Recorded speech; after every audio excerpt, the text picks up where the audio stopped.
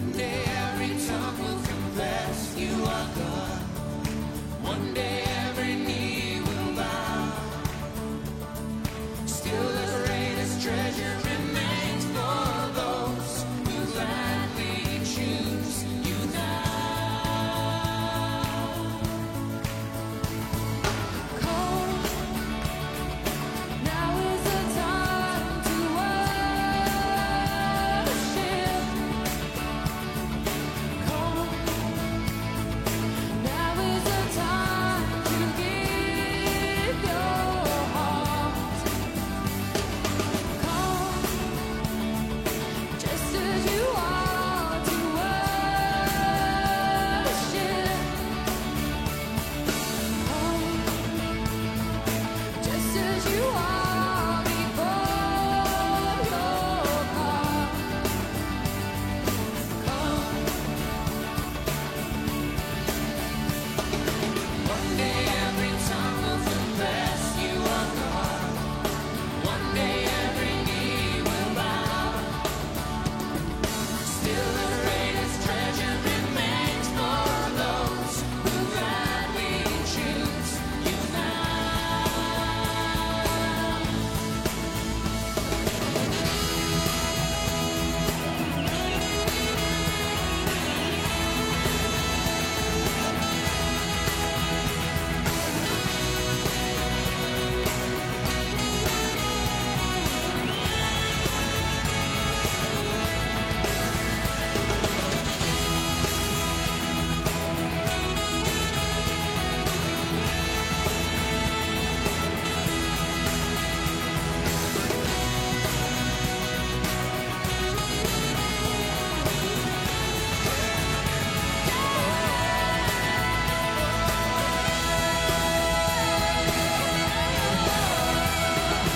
One day every tongue will confess you are God. One day every knee will bow. Still the greatest treasure remains for those who gladly choose you now. One day every tongue will confess you are God. One day every knee will bow. Still the greatest treasure remains for those who gladly choose you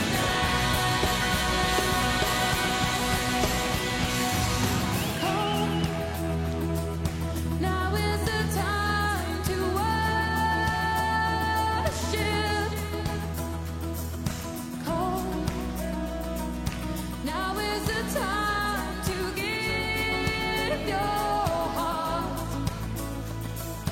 Come, just as you are to worship. Come, just as you are before your God. Come, come, come, just as you are. come, come.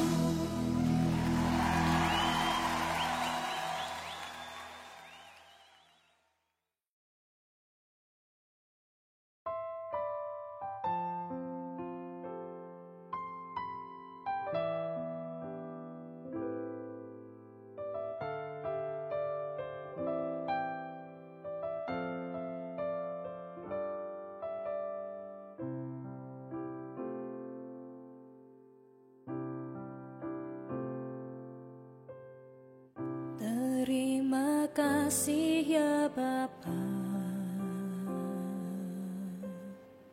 seluruh hidupku kau tata. Ku tak perlu takut, ku tak perlu cemas atas kondisi tak tentu. Burung pipit dipelihara,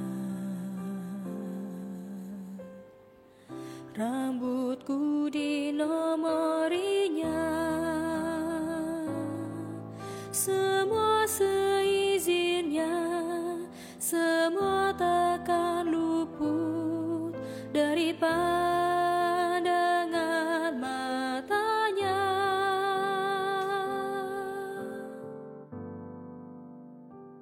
Percaya padamu, semuanya berasal darimu, melaluimu, kepadamu, bagimu kemuliaan sekarang sampai selama-lamanya.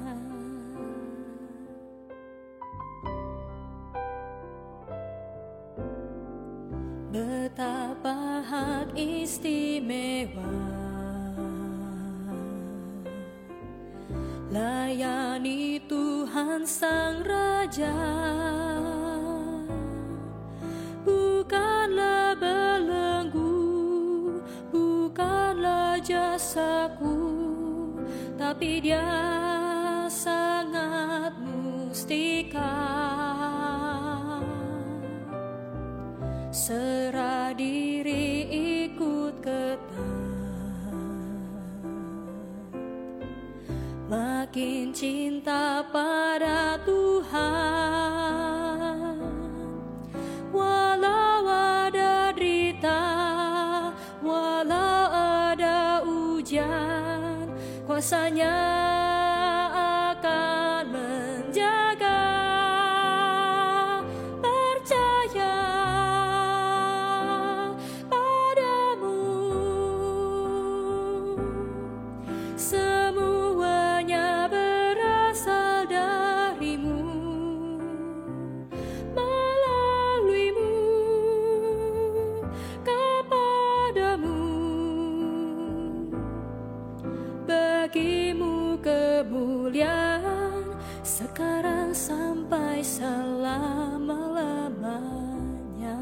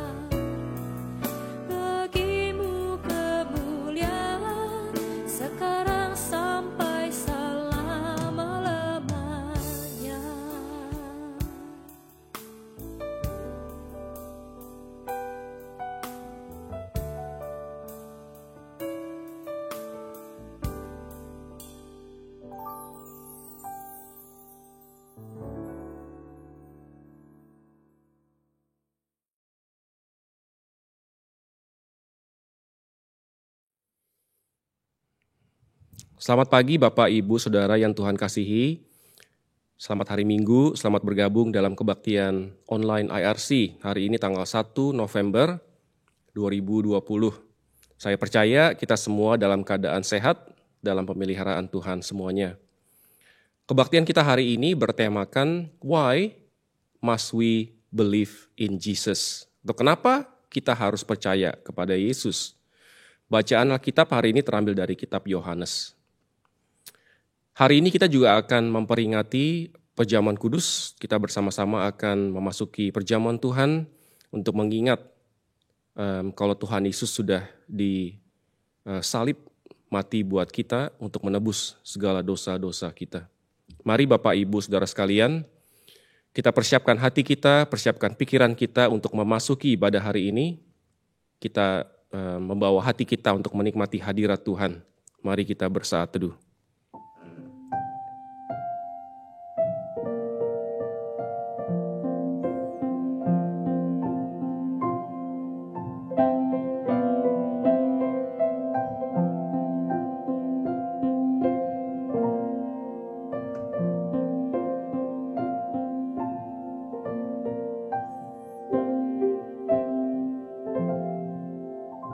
Amin.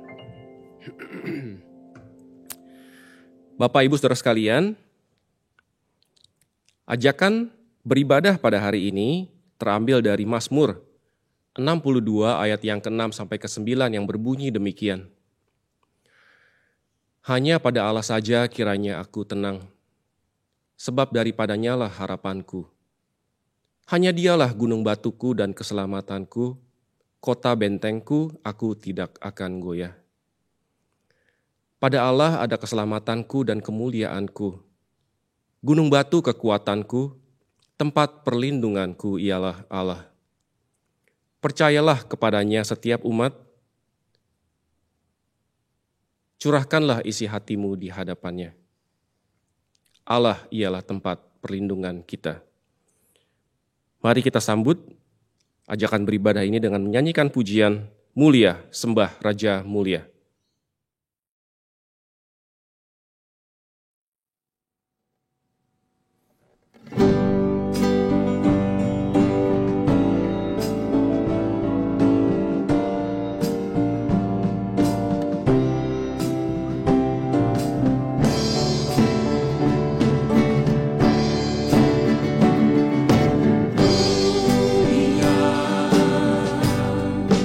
Sembah Raja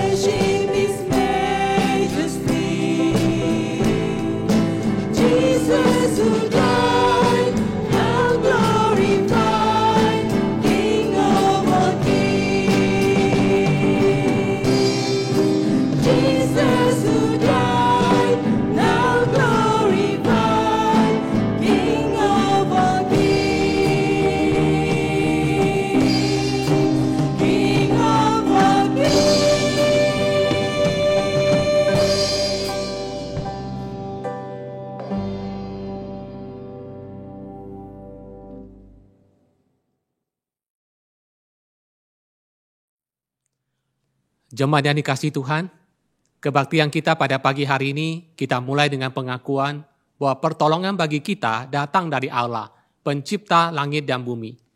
Kasih karunia dan damai sejahtera dari Allah Bapa kita dan dari Tuhan kita Yesus Kristus menyertai saudara sekalian. Amin.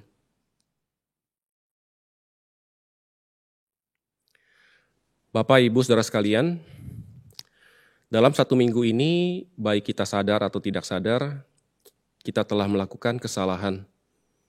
Kita menyakiti hati Tuhan, kita menyakiti hati sesama kita. Kita mau berdoa, kita mau mohon ampun kepada Tuhan supaya Ia menyucikan kita, melayakkan kita untuk menyembah Dia. Mari bersama-sama kita berdoa. Bapa kami yang di sorga, kami adalah manusia yang lemah, penuh dengan kekurangan. Kami cenderung untuk memikirkan diri kami sendiri, kami cenderung untuk egois. Kadang-kadang kami tidak memikirkan orang-orang lain di sekitar kami, Tuhan.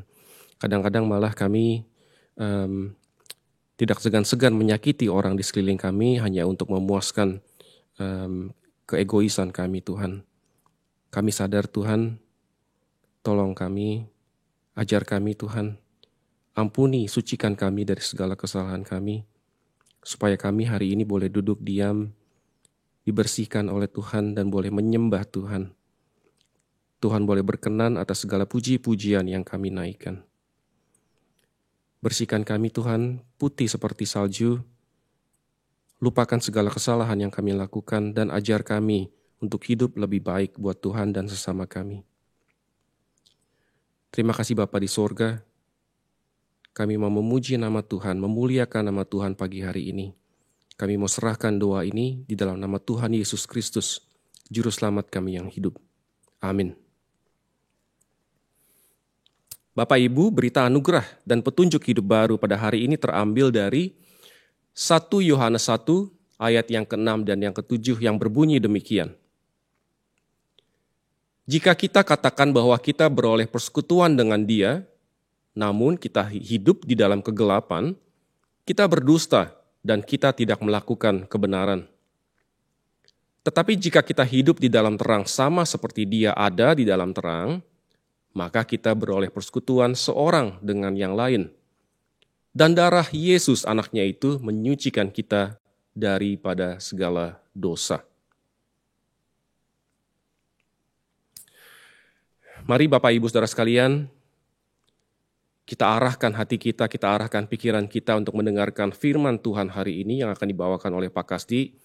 Kita mau mempersiapkan hati kita menaikkan pujian "Tis So Sweet".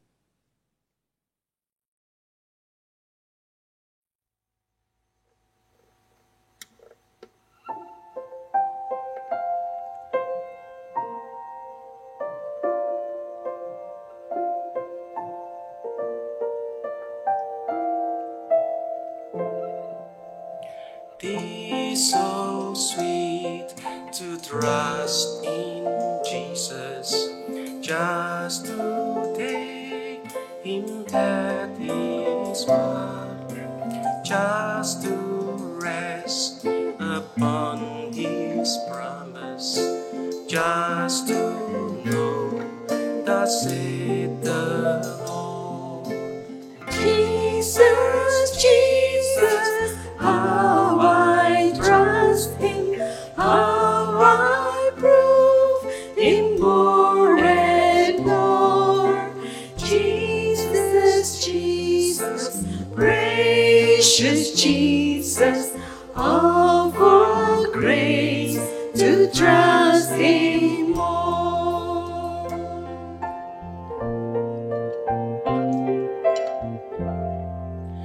I'm so glad I learned to trust Him, precious Jesus, Savior, friend, and I know that He is with me, will be with me to the end. Jesus, Jesus, how I trust Him, how I prove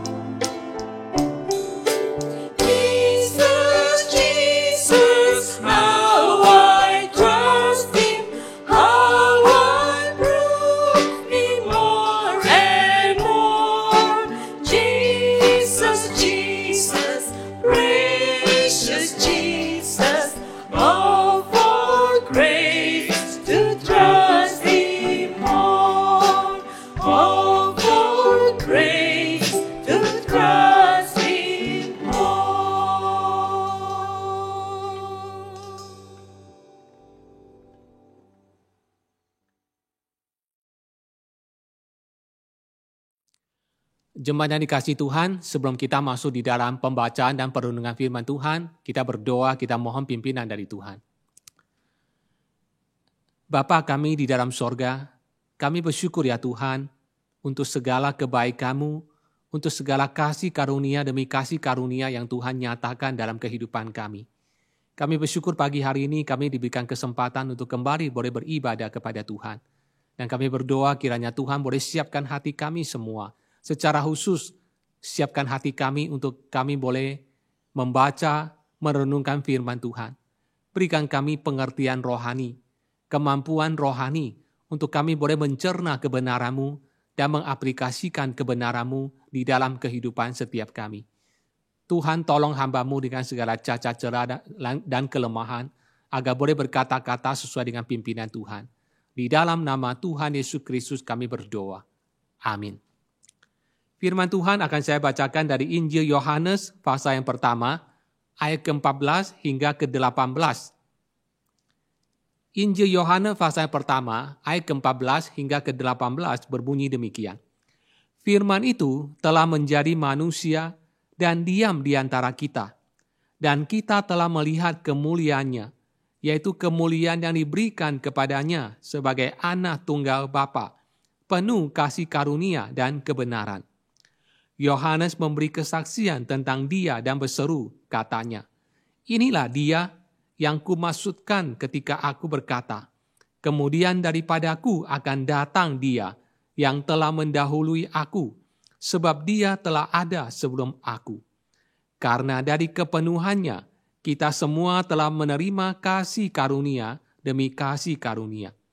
Sebab hukum Taurat diberikan oleh Musa, tetapi kasih karunia dan kebenaran datang oleh Yesus Kristus. Tidak seorang pun yang pernah melihat Allah, tetapi anak tunggal Allah yang ada di pangkuan Bapa, dialah yang menyatakannya." Sampai di sini bacaan firman Tuhan. Yang berbahagia mereka membaca firman Allah, memelihara di dalam kehidupannya. Saudara dikasihi Tuhan, hari ini melalui Yohanes pasal 1 ayat 14 hingga 18, kita akan merenungkan sebuah topik tentang why we have to believe in Jesus. Mengapa kita harus percaya kepada Yesus Kristus. Saudara dikasihi Tuhan, ada begitu banyak agama dan kepercayaan yang ada di dunia ini. Dengan ajarannya dan dengan praktek keagamanya masing-masing. Ibaratnya seperti sebuah supermarket besar di mana ada begitu banyak barang yang didisplay di sana. Dan kita tinggal memilih sesuai dengan selera kita. Bapak Ibu Saudara, di tengah-tengah semua agama dan kepercayaan yang ada, mengapa kekristenan berani mengklaim bahwa Yesus Kristus adalah satu-satunya Allah yang unik dibandingkan dengan semua pendiri agama dan dibandingkan dengan semua agama yang lain yang ada? Mengapa kita berani mengklaim bahwa Yesus Kristus itu unik? Dan mengapa kita harus percaya kepada Yesus Kristus? Bacaan kita hari ini dari Yohanes pasal 1 ayat 14 hingga ke-18 memberitahukan kita ada 5 alasan mengapa kita harus percaya kepada Yesus. Alasan yang pertama, karena Yesus Kristus adalah Allah yang berinkarnasi menjadi manusia. Ayat 14a mengatakan, Firman itu telah menjadi manusia dan diam di antara kita. Saudara, siapakah firman itu? Yohanes 1 ayat 1 mengatakan, dikatakan bahwa pada mulanya adalah firman. Firman itu bersama-sama dengan Allah. Dan firman itu adalah Allah. Dan di dalam bagian Alkitab ini dikatakan, firman itu telah menjadi manusia dan diam di antara kita. Ini berbicara tentang peristiwa inkarnasi, peristiwa kelahiran Yesus Kristus ke dunia ini. Istilah diam dalam bahasa Inggris adalah tabernacle atau tabernacle, kemah pertemuan. Dan ini merujuk kepada kemah pertemuan yang ada di padang gurun ketika bangsa Israel berada di padang gurun. Di situ Tuhan memberikan perintah kepada Musa untuk mendirikan sebuah kemah pertemuan. Dan di dalam kemah pertemuan ada tabur perjanjian yang merupakan lambang kehadiran Tuhan. Saudara, ketika dikatakan bahwa firman itu telah menjadi manusia dan diam di antara kita, maka ayat ini berarti bahwa Allah sedang memakai, Allah sedang mengenakan kemah atau tubuh atau wujud manusia seperti kita. Tubuh kita di dalam Alkitab itu seringkali digambarkan seperti sebuah kemah, sebuah tenda. Misalnya Paulus berkata di dalam 2 Korintus pasal ke-5 ayat pertama. Karena kami tahu bahwa jika kemah tempat kediaman kita di bumi ini dibongkar, Allah telah menyediakan suatu tempat kediaman di sorga bagi kita. Suatu tempat kediaman yang kekal, yang tidak dibuat oleh tangan manusia.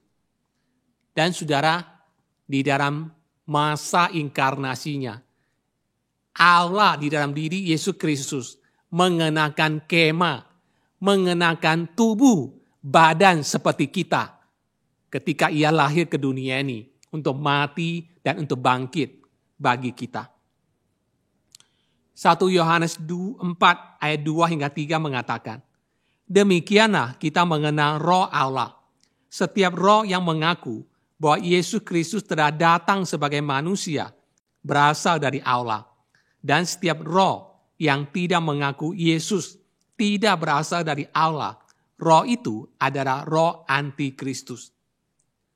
Dan Bapak Ibu Saudara, inilah alasannya mengapa kita harus percaya kepada Yesus Kristus. Oleh karena Yesus Kristus adalah Allah yang telah berinkarnasi menjadi manusia. Alasan kedua, mengapa kita harus percaya kepada Yesus Kristus? Alasan kedua adalah Yesus Kristus lebih besar dari semua nabi yang pernah hidup. Ayat 15 mengatakan, Yohanes memberi kesaksian tentang dia dan berseru, katanya, inilah dia yang kumaksudkan ketika aku berkata, kemudian daripadaku akan datang dia yang telah mendahului aku, sebab dia telah ada sebelum aku. Saudara, Yohanes Pembaptis adalah nabi yang terbesar di dalam perjanjian lama. Nabi yang terakhir dan nabi yang terbesar di dalam perjanjian lama. Tuhan Yesus pernah memuji Yohanes Pembaptis di dalam Matius pasal 11 ayat 11 demikian. Aku berkata kepadamu, sesungguhnya di antara mereka yang dilahirkan oleh perempuan tidak pernah tampil seorang yang lebih besar daripada Yohanes Pembaptis. Yohanes Pembaptis beda usia 6 bulan dari Tuhan Yesus. Dia lebih tua 6 bulan dari Tuhan Yesus. Sehingga dari segi usia atau urutan kelahiran, sudah jelas Yohanes Pembaptis lebih tua atau lebih senior dari Tuhan Yesus. Namun dalam ayat ini, Yohanes Pembaptis berkata, kemudian daripadaku akan datang dia yang telah mendahului aku, sebab dia telah ada sebelum aku. Dengan kalimat ini, penulis Injil Yohanes dan Yohanes Pembaptis ingin menyatakan bahwa Yesus Kristus itu lebih besar dari nabi apapun, siapapun yang ada di dalam seluruh Alkitab. Itulah sebabnya kita harus percaya kepadanya. Alasan ketiga, mengapa kita harus percaya kepada Yesus Kristus? Alasan ketiga, Yesus Kristus menyediakan kasih karunia yang melimpah kepada setiap orang yang percaya kepadanya. Ayat 16, karena dari kepenuhannya kita semua telah menerima kasih karunia demi kasih karunia. Ayat 14 berkata, firman itu telah menjadi manusia dan diam di antara kita. Dan kita telah melihat kemuliaannya, yaitu kemuliaan yang diberikan kepadanya sebagai anak tunggal Allah, penuh kasih karunia dan kebenaran. Saudara, dikatakan saudara, kasih karunia demi kasih karunia. Yesus Kristus memberikan kasih karunia demi kasih karunia. Grace upon grace kepada kita. Istilah kasih karunia demi kasih karunia memiliki pengertian bahwa kasih karunia yang tidak pernah habis. Satu lapis demi satu lapis. Satu kasih karunia demi kasih karunia Tuhan nyatakan dalam kehidupan kita. Saudara, ini adalah sebuah kebenaran dan janji Allah yang sangat kita butuhkan dalam hidup ini. Di dalam hidup ini, kita membutuhkan kasih karunia demi kasih karunia dari Allah untuk kita. Namun mengetahui kebenaran itu berbeda dengan mengalami kebenaran di dalam kehidupan kita. Mengetahui kebenaran adalah satu hal. Tetapi mengalami kebenaran adalah hal yang lain. Bagaimana kita bisa mengalami kasih karunia demi kasih karunia di dalam kehidupan kita? Bapak Ibu Saudara, Alkitab berkata kepada kita, ketika kita menghadapi berbagai pergumulan persoalan di dalam kehidupan ini, Tuhan berkata kepada kita, melalui Rasul Paulus Tuhan berkata kepada kita, ketika kita menghadapi persoalan, ketika kita menghadapi pergumulan dalam hidup ini, apa yang harus kita lakukan? Filipi 4 ayat ke-6 dan ke-7 berkata, janganlah hendaknya kamu khawatir tentang apapun juga, tetapi nyatakanlah dalam segala hal keinginanmu kepada Allah dalam doa dan permohonan dengan ucapan syukur. Damai sejahtera Allah yang melampaui segala akal akan memelihara hati dan pikiranmu dalam Kristus Yesus. Ini adalah nasihat Tuhan kepada kita. Ketika kita menghadapi pergumulan dalam hidup ini, apa yang harus kita lakukan? Yaitu kita datang kepada Tuhan. Datang kepada Tuhan dan berdoa kepada Tuhan. Tetapi Bapak Ibu Saudara, mungkin kita akan berkata, saya sudah melakukannya. Ketika saya menghadapi pergumulan, ketika saya menghadapi masalah, saya datang kepada Tuhan. Saya berdoa kepada Tuhan. Tetapi masalahnya tetap ada. Pergumulan saya tetap ada. Pergumulan saya tidak hilang. Saudara, Rasul Paulus juga pernah mengalami pergumulan yang sama. Rasul Paulus pernah mengalami sebuah duri dalam dagingnya yang membuat dia tersiksa dan menderita. Dan Paulus memberikan kesaksian. Untuk duri dalam dagingnya, berkali-kali ia berdoa kepada Tuhan. Tetapi Tuhan tidak mengambil duri dalam daging dari dirinya. Ia sudah berdoa. Tetapi pergumulannya, masalahnya, penderitaannya tetap ada. Di tengah-tengah situasi tersebut, saudara, Tuhan berkata kepada Paulus dalam 2 Korintus 12 ayat ke-9 demikian. Tetapi jawab Tuhan kepadaku, cukuplah kasih karuniaku bagimu, sebab justru dalam kelemahanlah kuasaku menjadi sempurna. Sebab itu, terlebih suka aku bermegah atas kelemahanku, supaya kuasa Kristus turun menaungi aku. Apa kunci di sini? Apa prinsip di sini? Prinsip di sini adalah the key to peace is not the absence of problem, but the presence of all sufficient grace from our Lord Jesus Christ. Kunci untuk mengalami damai sejahtera di dalam hati kita, dalam hidup kita, bukan ketika tidak ada masalah. Tetapi kunci untuk mengalami damai sejahtera dalam hati dan hidup kita adalah adanya janji, anugerah Allah yang cukup, kasih karunia Kristus yang senantiasa cukup untuk pergumulan dalam hidup kita. Inilah alasan ketiga mengapa kita harus percaya kepada Yesus Kristus. Karena Yesus Kristus menyediakan kasih karunia demi kasih karunia kepada kita yang percaya kepadanya. Alasan keempat, mengapa kita harus percaya kepada Yesus Kristus? Alasan keempat adalah karena Yesus Kristus lebih besar dari Musa dan hukum Taurat. Ayat 17. Sebab hukum Taurat diberikan oleh Musa, tetapi kasih karunia dan kebenaran datang oleh Yesus Kristus. Sebuah penjelasan yang sangat baik dan jelas tentang kebenaran ini diberikan oleh seorang uskup bernama Uskup G.C. Wright yang berkata demikian.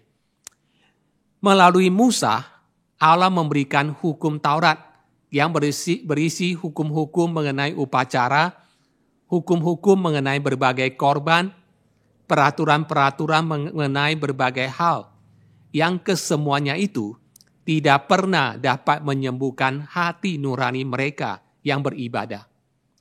Karena semua itu hanyalah bayangan akan hal-hal yang baik yang akan datang. Namun melalui Kristus, kita memperoleh kasih karunia dan kebenaran. Kita memperoleh kasih karunia melalui penyataan sepenuhnya tentang rencana keselamatan Allah dan pengampunan total bagi setiap orang yang percaya kepada Kristus. Dan akan kebenaran, karena Kristus merupakan penyataan diri Allah yang sepenuhnya, satu-satunya korban yang sejati untuk pengampunan dosa kita dan imam besar kita. Dan saudara, jangan lupa bahwa kasih karunia dan kebenaran itu mencapai puncaknya di atas kayu salib. Kebenaran Allah menuntut hukuman atas dosa yang dibuat oleh manusia. Tetapi di dalam kasih karunia-Nya, Allah menyediakan Yesus Kristus untuk berinkarnasi menjadi manusia sebagai korban yang menggantikan kita untuk menerima hukuman yang seharusnya kita terima. Jadi saudara, mengapa kita harus percaya kepada Yesus Kristus? Alasan keempat adalah karena Yesus Kristus lebih besar dari Musa dan lebih besar daripada hukum Taurat. Oleh karena melalui pengorbanannya dan kematiannya, Tuhan menyatakan kasih karunia dan keselamatan kepada setiap kita. Dan yang terakhir, yang kelima. Mengapa kita harus percaya kepada Yesus Kristus? Alasan kelima adalah karena Yesus Kristus adalah penyataan Allah yang paling utama bagi kita. Kristus adalah penyataan Allah yang paling utama bagi kita. Ayat 18. Tidak seorang pun yang pernah melihat Allah, tetapi anak tunggal Allah yang ada di pangkuan Bapa, dialah yang menyatakannya. Saudara, ayat ini menegaskan kepada kita bahwa tidak pernah ada seorang pun yang pernah melihat Allah. Tidak ada seorang pun yang pernah melihat Allah. Dan Paulus menekankan hal ini di dalam 1 Timotius pasal ke-6 ayat ke-16. Dialah satu-satunya yang tidak takluk kepada maut, bersemayam dalam terang yang tak terhampiri. Seorang pun tak pernah melihat dia, dan memang manusia tidak dapat melihat dia. Baginya lah hormat dan kuasa yang kekal. Amin. Namun Bapak Ibu Saudara, mungkin kita bertanya dalam hati kita, bukankah kita pernah membaca Alkitab dan kita menemukan ayat-ayat di mana ada orang yang bersaksi bahwa mereka melihat Allah dalam hidup mereka? Saya kasih contoh. Keluaran 24 ayat 10 hingga 11 mencatat demikian. Lalu mereka melihat Allah Israel. Kakinya berjejak pada sesuatu yang buatannya seperti lantai dari batu nilam dan yang terangnya seperti langit yang cerah. Tetapi kepada pemuka-pemuka orang Israel itu tidaklah diulurkannya tangannya. Mereka memandang Allah lalu makan dan minum. Satu contoh lagi, Yesaya pasal ke-6 ayat pertama. Dalam tahun matinya Raja Uzia, aku melihat Tuhan duduk di atas tahta yang tinggi dan menjulang, dan ujung jubahnya memenuhi bait suci.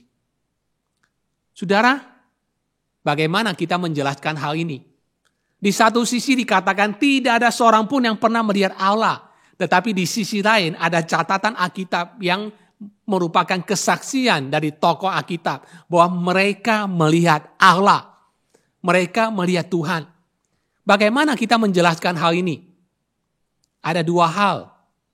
Yang pertama, tidak ada seorang pun yang pernah melihat Allah di dalam esensi dan kemuliaan yang sepenuhnya. Yang mereka lihat hanyalah bayangan atau sekelumit visi kemuliaan Tuhan yang mereka lihat. Dan hampir semua orang yang melihat Allah di dalam Alkitab, mereka sungguh-sungguh mengalami ketakutan yang luar biasa ketika mereka melihat visi tentang kemuliaan Tuhan. Yang mereka lihat bukanlah Allah sepenuhnya, tetapi hanya sekelumit sedikit dari cahaya visi kemuliaan Tuhan. Alasan yang kedua atau penjelasan yang kedua. Ayat yang kita baca dalam Yohanes 1 ayat 18 berkata, tidak seorang pun yang pernah melihat Allah, tetapi anak tunggal Allah yang ada di pangkuan Bapa, dialah yang menyatakannya. Ayat ini dengan sangat jelas menyatakan kepada kita, tidak ada seorang pun yang pernah melihat Allah Bapa. Allah atau kemuliaan Allah yang pernah disaksikan oleh tokoh-tokoh tertentu di dalam Alkitab adalah Yesus Kristus dalam perjanjian lama sebelum ia berinkarnasi. Yang mereka lihat itu bukan Allah Bapa, tetapi yang mereka lihat adalah kemuliaan Allah atau Yesus Kristus sebelum ia berinkarnasi yang ada di dalam perjanjian lama. Jadi saudara, siapakah pribadi Allah yang didiam Musa dalam peristiwa semak berapi? Musa pernah melihat Allah, khususnya dalam peristiwa perjumpaan dengan Allah di dalam semak yang berapi. Siapakah yang dilihat oleh Musa di dalam semak berapi? Saudara, Keluaran 3:14 berkata, firman Allah kepada Musa, aku adalah aku, I am who I am. Lagi firmannya, beginilah kau katakan kepada orang Israel itu, akulah aku, telah mengutus aku kepadamu. Saudara, kita membandingkan apa yang dikatakan dalam Keluaran 3 ini dengan apa yang dijelaskan oleh Tuhan Yesus dalam Yohanes 8 ayat 56 hingga 58 demikian.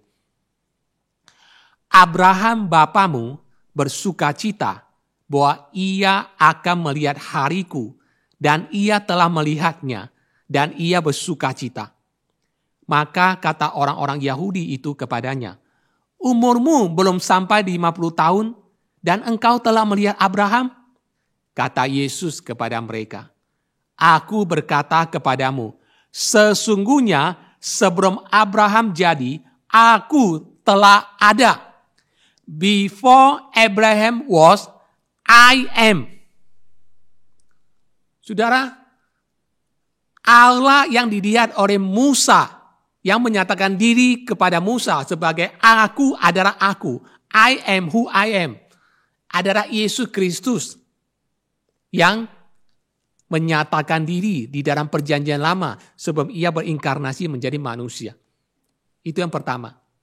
Contoh yang kedua, siapakah pribadi Allah yang dilihat oleh Nabi Yesaya dalam Yesaya pasal 6 ayat 1? Yesaya pasal 6 ayat 1 berkata, dalam tahun matinya Raja Usia, aku melihat Tuhan duduk di atas tahta yang tinggi dan menjulang, dan ujung jubahnya memenuhi bait suci.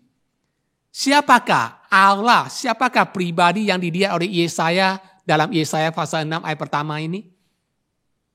Kita menemukan petunjuknya ketika kita membaca Yohanes pasal 12 ayat 39 hingga 41 yang berbunyi demikian.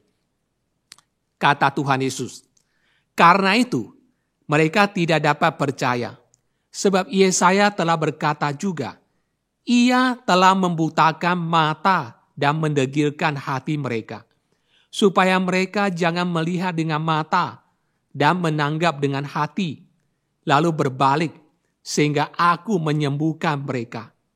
Hal ini dikatakan oleh Yesaya, karena ia telah melihat kemuliaannya dan ia telah berkata-kata tentang dia. Siapakah yang dilihat oleh Yesaya di dalam Yesaya pasal 6 ayat pertama?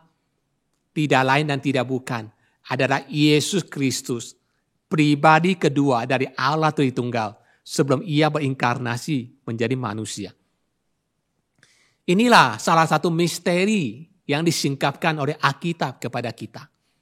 Siapakah Yesus Kristus?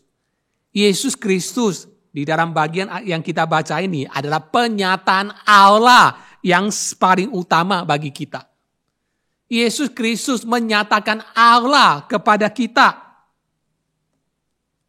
Yesus Kristus adalah pribadi kedua dari Allah Tritunggal yang telah menyatakan diri dalam beberapa peristiwa kepada tokoh-tokoh tertentu di dalam Perjanjian Lama. Tetapi ketika waktunya Tuhan tiba, Allah berinkarnasi menjadi manusia dalam diri Yesus Kristus untuk memperkenalkan Allah kepada kita, untuk menyatakan Allah kepada kita. Saudara, ketika Tuhan Yesus sedang memberikan ajaran perpisahan kepada murid-muridnya sebelum ia ditangkap dan disalibkan, salah satu muridnya, Filipus, bertanya kepada Tuhan Yesus dalam Yohanes 14 ayat 8 hingga 9 demikian. Tuhan, tunjukkanlah Bapa itu kepada kami. Itu sudah cukup bagi kami. Kata Yesus kepadanya, telah sekian lama aku bersama-sama kamu, Filipus. Namun engkau tidak mengenal aku. Barang siapa telah melihat aku, ia telah melihat Bapa. Barang siapa yang melihat aku, berarti ia telah melihat Bapa. Karena Yesus Kristus datang untuk menyatakan Allah kepada kita semua. Jadi Bapak Ibu Saudara, Rasul Yohanes hari ini menuliskan semua kebenaran ini kepada kita supaya menjadi dasar yang boleh kita pegang teguh. Kebenaran-kebenaran yang dinyatakan di sini bukanlah ditulis untuk memuaskan rasa ingin tahu kita atau menjadi bahan diskusi kita. Tetapi merupakan kebenaran untuk kita pegang teguh tentang siapakah Yesus Kristus dalam hidup kita dan mengapa kita harus percaya kepada Yesus Kristus. Mengapa kita harus percaya kepada Yesus Kristus? Alasan pertama, karena Yesus Kristus adalah Allah yang berinkarnasi menjadi manusia. Mengapa kita harus percaya kepada Yesus Kristus? Alasan kedua, karena Yesus Kristus lebih besar dari semua nabi yang pernah ada di dalam seluruh Alkitab. Dan ketiga, mengapa kita harus percaya kepada Yesus Kristus? Karena Yesus Kristus menyediakan kasih karunia yang melimpah bagi setiap orang yang percaya kepadanya. Dan alasan keempat, mengapa kita harus percaya kepada Yesus Kristus?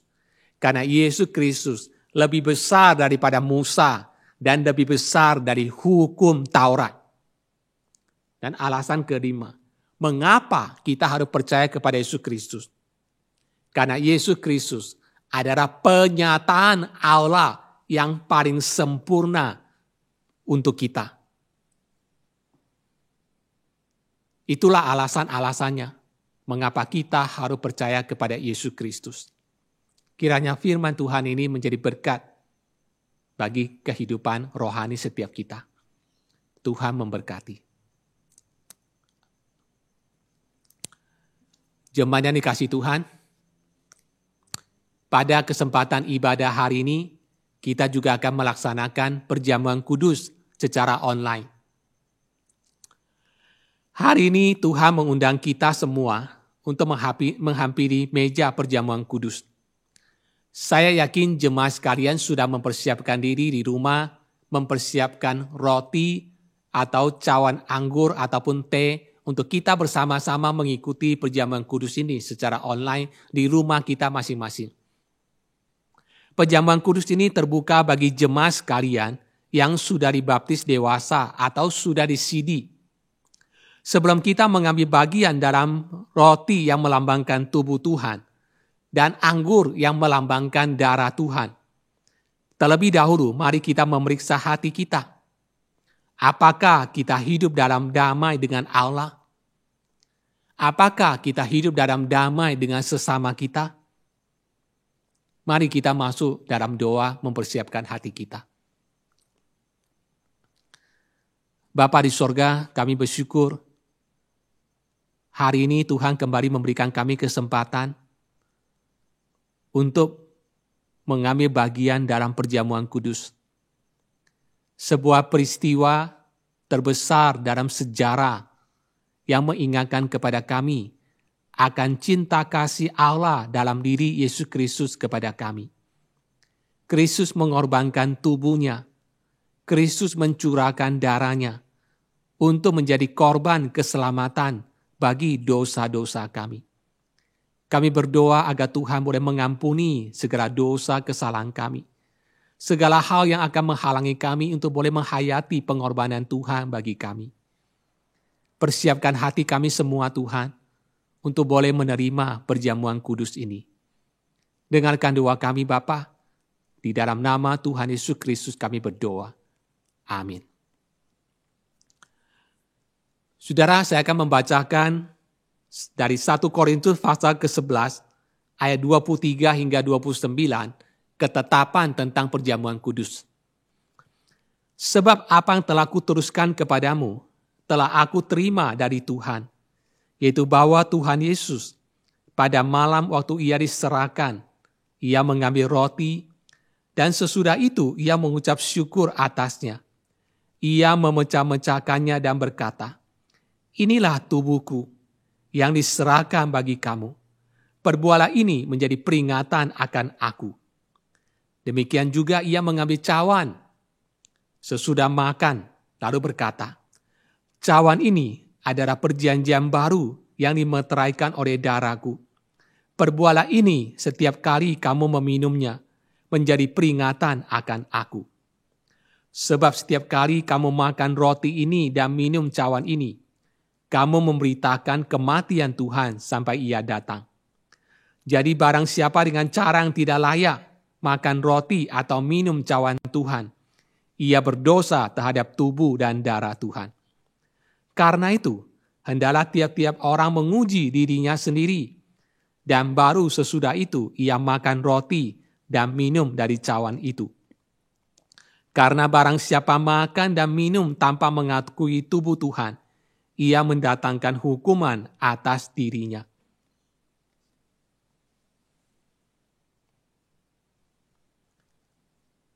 Saudara, roti yang dipecahkan ini merupakan persekutuan kita dengan tubuh Kristus.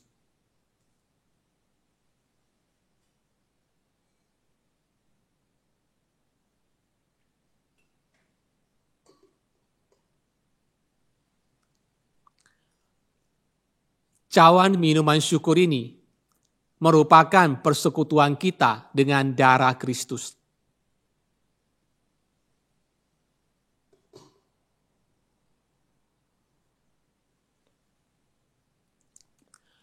Saudara yang dikasihi Tuhan, mari kita mengangkat roti kita bersama-sama. Ingat dan percayalah bahwa tubuh Tuhan kita Yesus Kristus telah diserahkan untuk keselamatan kita. Mari kita makan bersama-sama.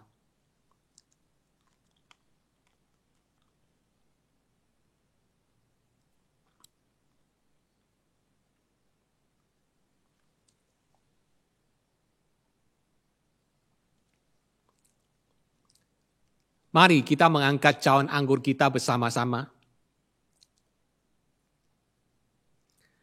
Ingat dan percayalah bahwa darah Tuhan kita Yesus Kristus telah dicurahkan untuk keselamatan kita. Mari kita minum bersama-sama.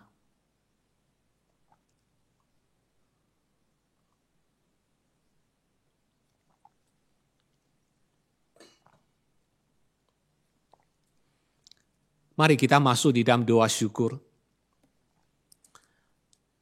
Kami bersyukur ya Tuhan untuk pengorbanan Kristus di atas kayu salib untuk kami. Tolong setiap kami ya Tuhan, karena kami begitu mudah untuk melupakan apa yang telah dikerjakan oleh Kristus bagi kami.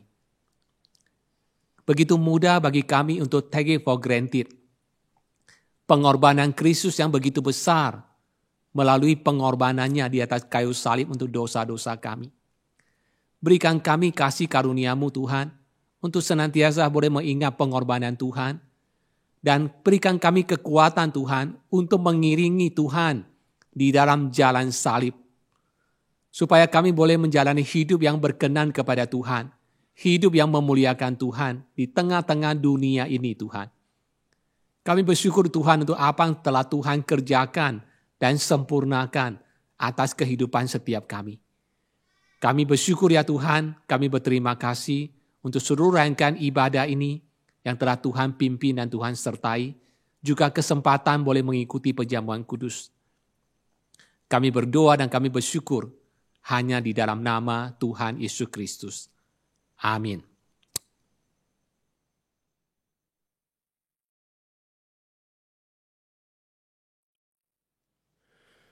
Bapak, Ibu, Saudara sekalian, mari saya undang untuk bangkit berdiri.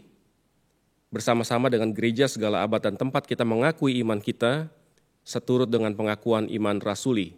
Marilah kita bersama-sama berkata demikian.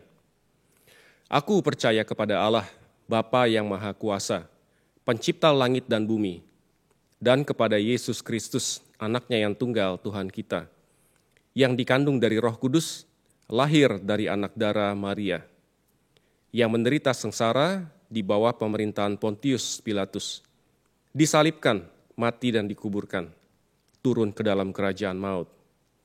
Pada hari yang ketiga, bangkit pula dari antara orang mati, naik ke sorga, duduk di sebelah kanan Allah Bapa yang Maha Kuasa. Dan dari sana ia akan datang untuk menghakimi orang yang hidup dan yang mati. Aku percaya kepada Roh Kudus, gereja yang kudus dan am, persekutuan orang kudus, pengampunan dosa, kebangkitan tubuh, dan hidup yang kekal. Amin. Silakan duduk Bapak Ibu Saudara sekalian. Saat ini kita juga akan bersama-sama menyatukan hati kita, menyatukan pikiran kita untuk menaikkan doa syafaat kita. Kita mau berdoa kepada Tuhan. Yang pertama, pokok doa yang akan kita naikkan adalah kita mau berdoa untuk 3 hamba Tuhan yang kita utus dan dukung pelayanan mereka di Kalimantan Barat dan Tengah, buat Yohanes Bande, Kristianus, dan Jene Risto. Kita mau berdoa agar mereka tetap setia dalam ladang pelayanan mereka, dipimpin Tuhan dalam setiap rencana dan pelayanan mereka, dan juga Tuhan menjaga kesehatan dan juga kerjasama dengan semua gereja yang ada di sana.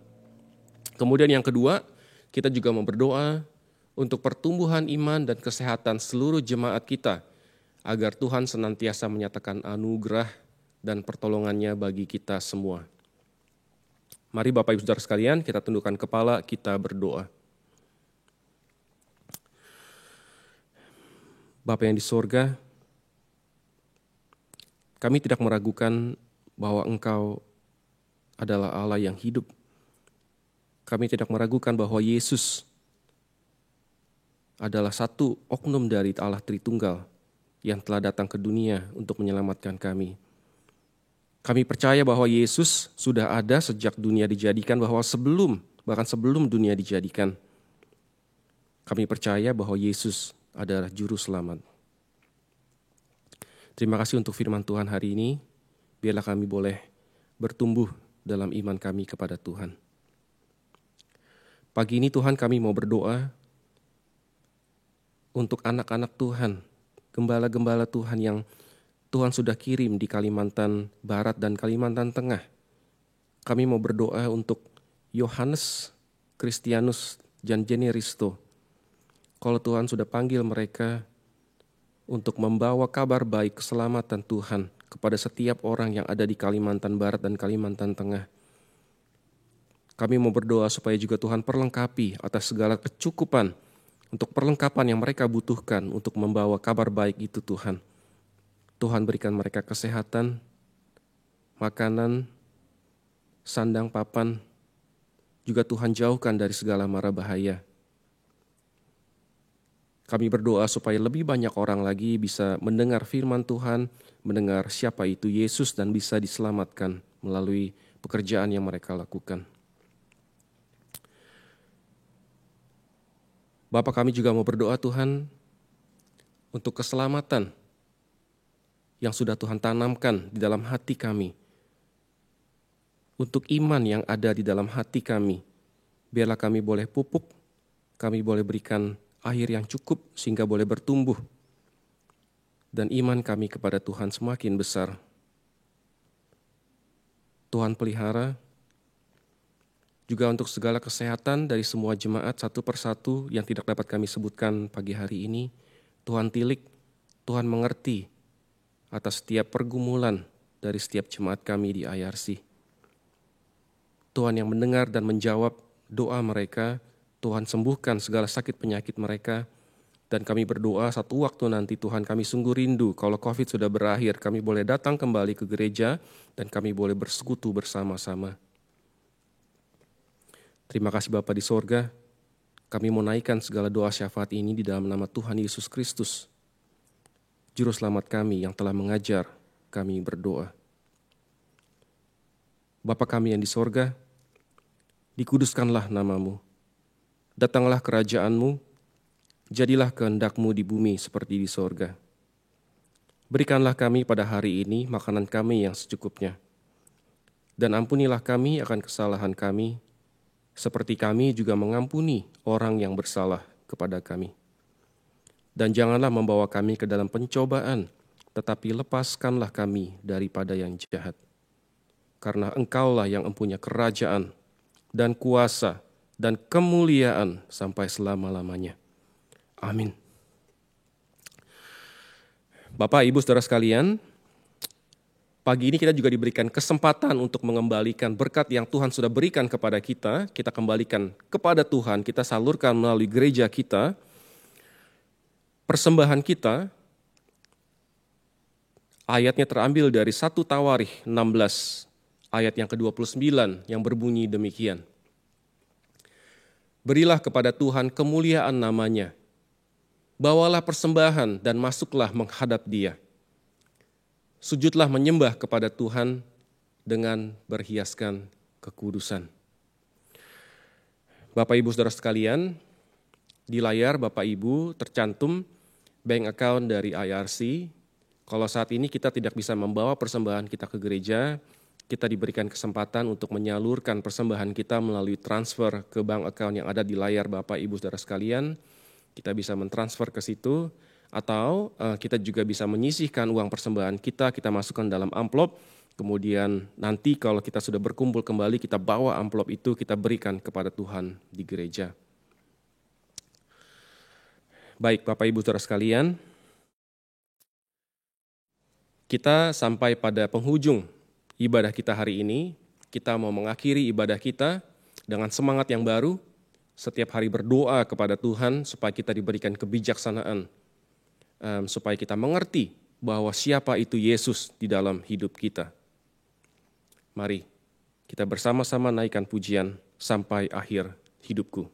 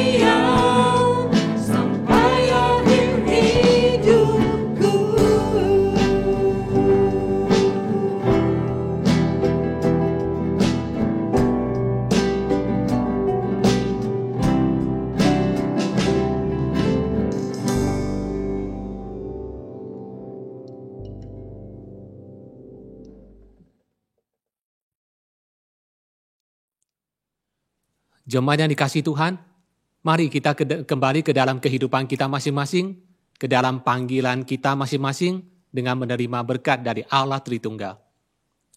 Anugerah dari Tuhan kita Yesus Kristus, cinta kasih dari Allah Bapa kita, persekutuan, penghiburan, kekuatan dari Allah Roh Kudus, beserta dengan saudara sekalian, mulai hari ini sampai selama-lamanya. Amin. Jemaat yang dikasihi Tuhan, ibadah kita sampai di sini. Kiranya kita senantiasa tetap di dalam anugerah penyertaan dari Tuhan yang melimpah dalam kehidupan kita. Sampai berjumpa lagi dalam kebaktian kita minggu depan.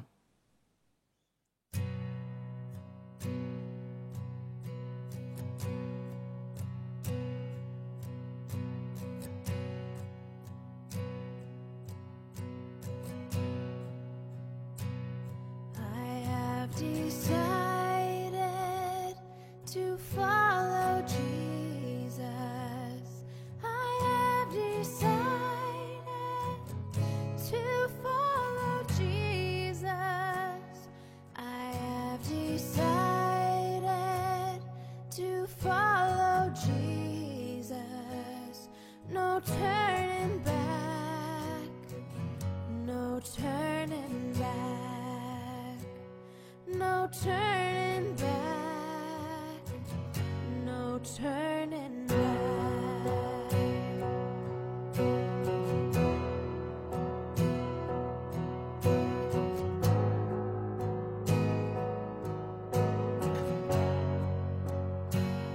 The world behind me, the cross before me, the world behind me, the cross before me, the world behind me, the cross before me, no turning back, no turning back.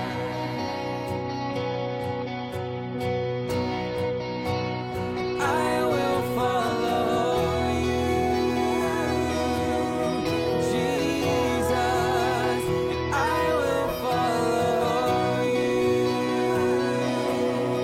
Jesus. I will follow you, Jesus.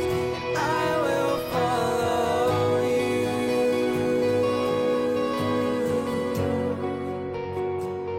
Though none go with me, still I will follow. Though none go with me, still I will follow. Though none go with me, still I will follow. No turning back, no turning back. Though I may wander, I still will follow. Though I may wander, I still will follow. Though I may wander, I still will follow. No turning back, no turning back. I will follow you, Jesus. I will follow you,